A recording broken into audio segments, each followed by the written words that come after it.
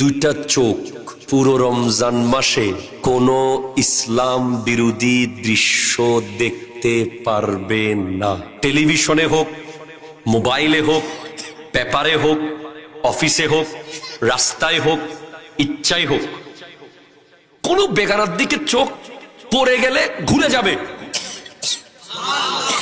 কারণ আনা সায়েম, আমি রোজাদার।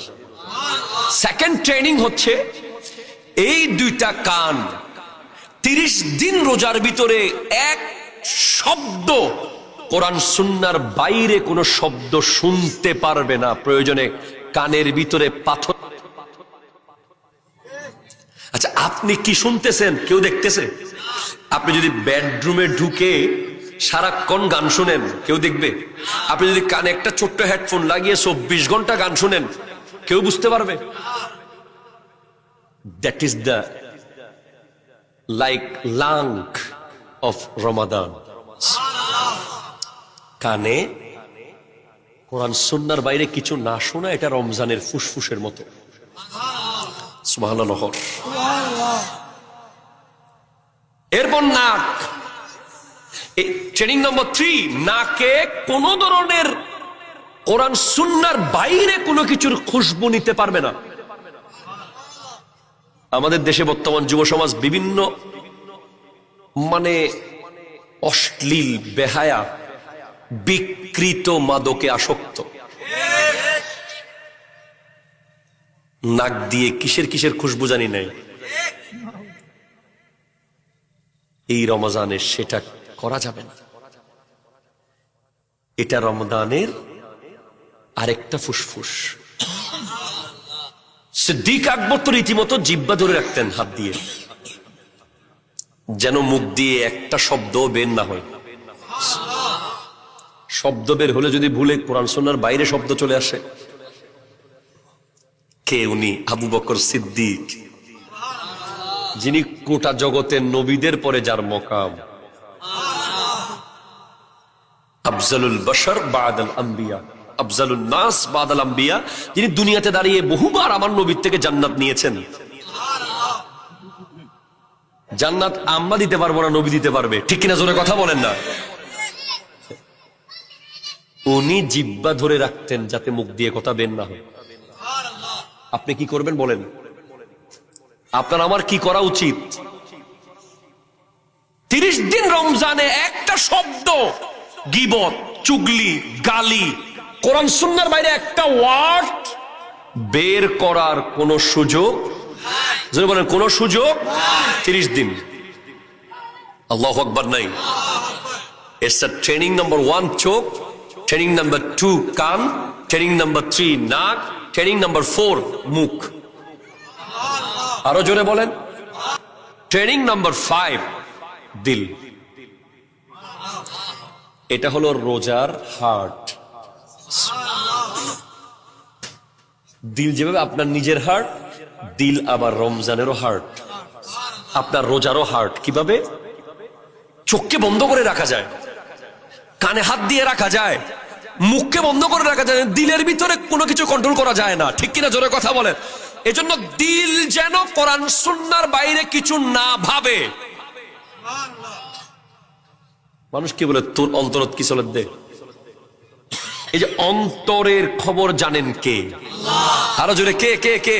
এজন্য গোটা রমাদানে আপনার কোনো কুখেয়াল, কি কুখেয়াল আসা যাবে না।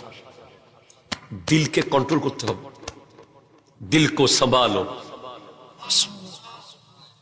এটা খুব মারাত্মক ট্রেনিং। কোন কুখেয়াল, এই খেয়াল, সেই খেয়াল, ওই খেয়াল, বিভিন্ন সময় আসে না আমাদের মধ্যে, চট করে একটা খারাপ খেয়াল চলে আসে।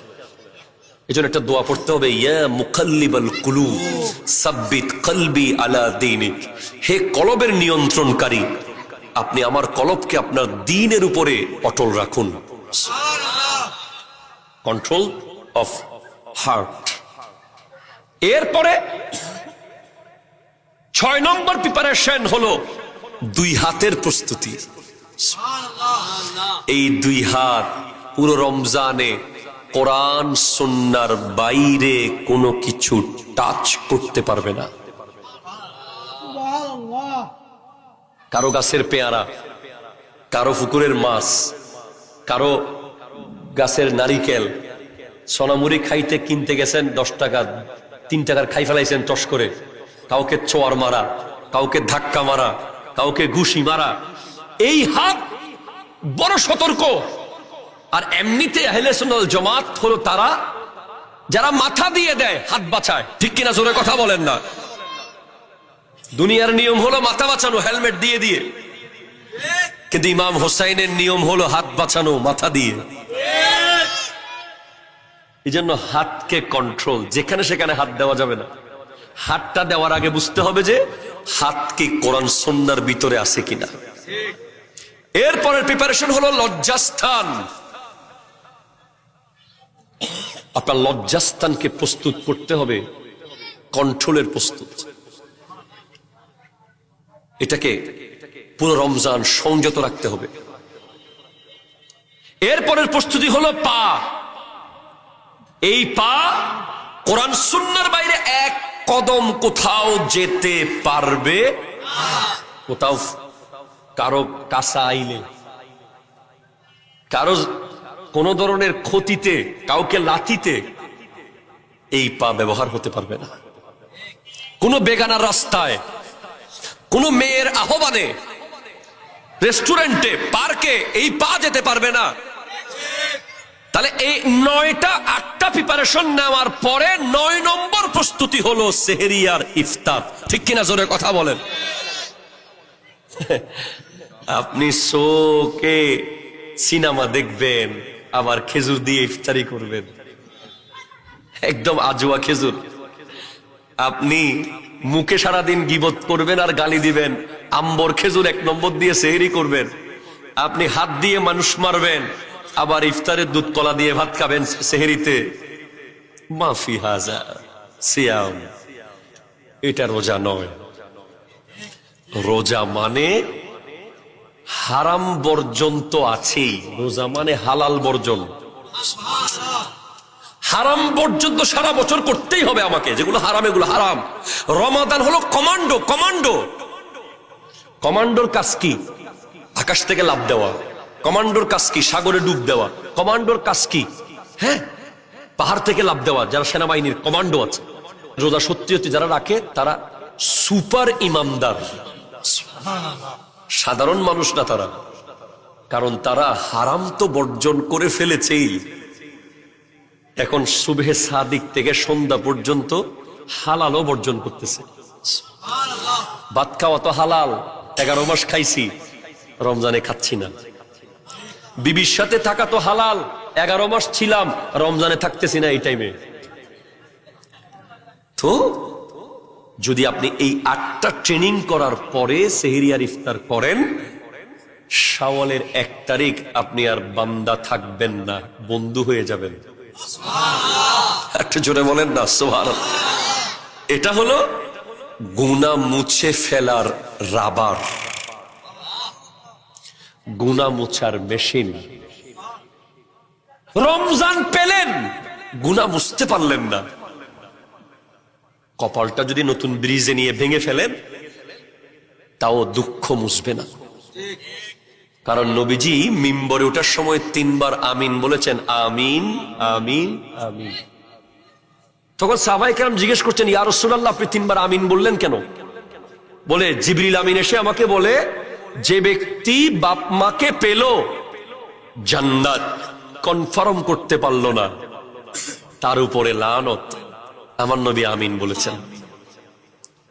দ্বিতীয় বলে, যে ব্যক্তি রমজান পেল, নিজের গুনাহগুলো সব মুছে ফেলতে পারল না, তার উপরে লানত। নবীজি আমিন বলেছেন। আর যে ব্যক্তি আমার নাম শুনলো, দরুদ পড়লো না, আমার নাম উচ্চারণ করলো, দরুদ পড়লো না, তার উপরে লানত। নবীজি আমিন বলেছেন। তাহলে আপনাকে বুঝতে হবে এই সুবর্ণ সুযোগ গতকাল যারা মরে গেছে তারা আর পাবে না। এই সুবর্ণ সুযোগ আজকে যারা মরে যাবে তারা আর পাবে না। এই সুবর্ণ সুযোগ আগামী 17 তারিখের মধ্যে যারা দুনিয়া থেকে চলে যাবে তারা কোনোদিন আর পাবে না। তাই আমরা দোয়া করি, আল্লাহ আল্লাহুম্মা বারিক ফি শাবানা ওয়া বাল্লিগনা রমাদান।